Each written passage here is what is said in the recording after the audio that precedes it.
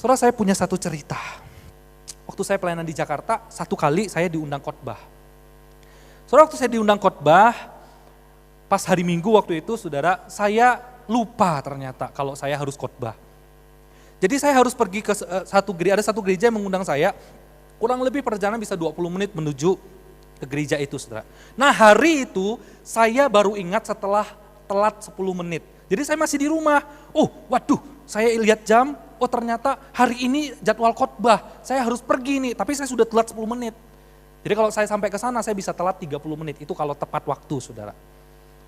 Waduh, saya deg-degan, saya ambil jas, pakai dasi, nyetir mobil, langsung jalan, saudara. Waduh, saudara tahu ya Jakarta gimana? Jakarta macet.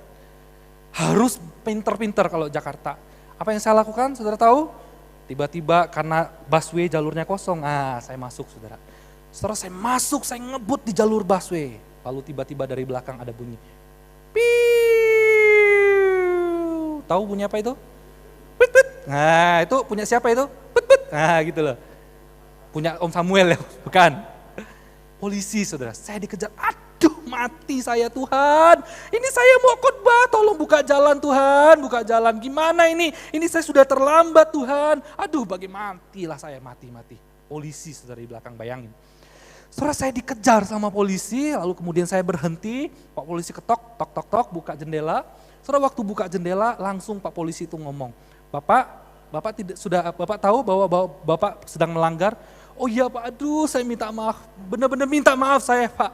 Saya melanggar, saya buru-buru soalnya Pak. Oh iya, kenapa Pak? Dia bilang begitu ya. Gini Pak, saya ini pendeta, saya mau pergi khotbah ini, karena sebentar lagi saya harus khotbah ini. Tolong Pak, saya minta ampun. Oh Bapak pendeta ya, pendeta kok ngebut gitu ya. Dia bilang ya, marah polisinya. Pak, saya juga orang Kristen, dia bilang. Tapi saya enggak ngebut kayak Bapak, enggak jalan gini Pak, dia bilang. Makanya siap-siap. Aduh, malu saya, saudara. Saya jadi pendeta, malu saya, saudara. Oke Pak, keluarkan SIM Anda. Waktu saya keluarkan SIM, saudara, dia baca SIM saya.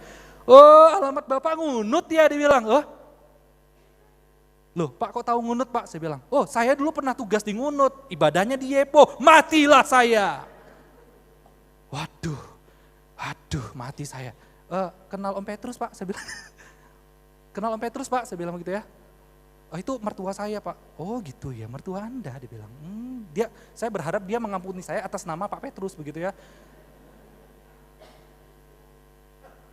Pak, ampun Pak, benar, ampun. Saya harus khotbah ini, malu ini kalau enggak bisa Pak. Anda tetap harus ditilang. Anda didenda karena sudah melanggar busway, Anda bohong, gitu ya. Bukan bohong, Anda melanggar busway, Anda kemudian berusaha untuk minta damai, dendanya 3 juta, saudara. Waduh Pak, saya enggak bawa uang, bagaimana ini Pak? Aduh, bagaimana ini Pak? Tolong Pak, aduh tolong, please Pak, please damai. Enggak bisa Pak, 3 juta. Duh, Pak, Bapak orang Kristen kan? Aduh, saya bilang begitu ya saudara. Pak, di dalam Alkitab itu kan ada ajaran Tuhan Yesus tuh, doa Bapa kami, ampunilah yang bersalah pada kami. Saya bilang gitu ya. Saya ngerayu gitu ya.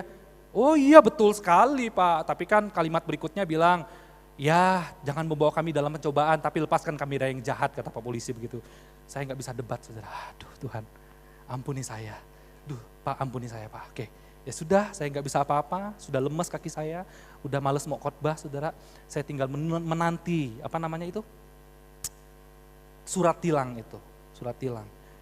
Waktu diberikan, dia tulis saudara, dia tulis surat tilang, Anda didenda 3 juta, terus dia jelaskan kepada saya, Pak ini ya nanti 3 juta harus dibayar dengan caranya begitu ya.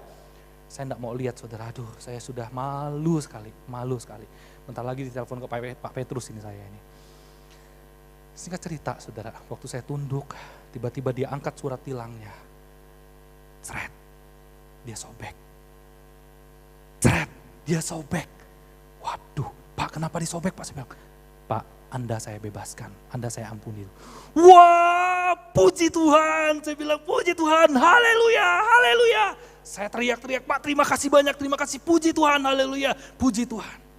Setelah ketika saya teriak puji Tuhan, haleluya, tiba-tiba saya terbangun dari kasur saya.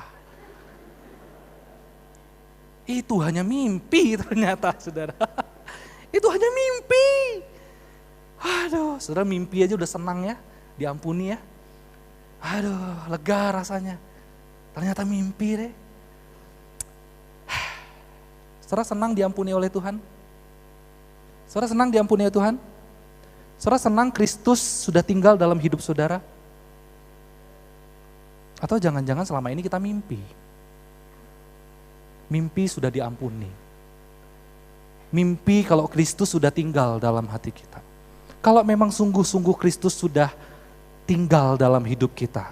Kalau memang Kristus sudah sungguh-sungguh mengampuni kita, apa buktinya, saudara? Jangan-jangan kita jadi orang Kristen yang suka bermimpi. Kualitasnya kualitas mimpi. Sama kita renungkan baik-baik firman Tuhan. Kalau memang Kristus sudah menebus kita dan kita percaya kita diciptakan di dalam Yesus Kristus, maka sekarang kita bertanya, apa yang kita isi dalam kehidupan kita? Apakah kita isi bersama dengan Kristus? Atau kita isi dengan nilai-nilai dunia ini?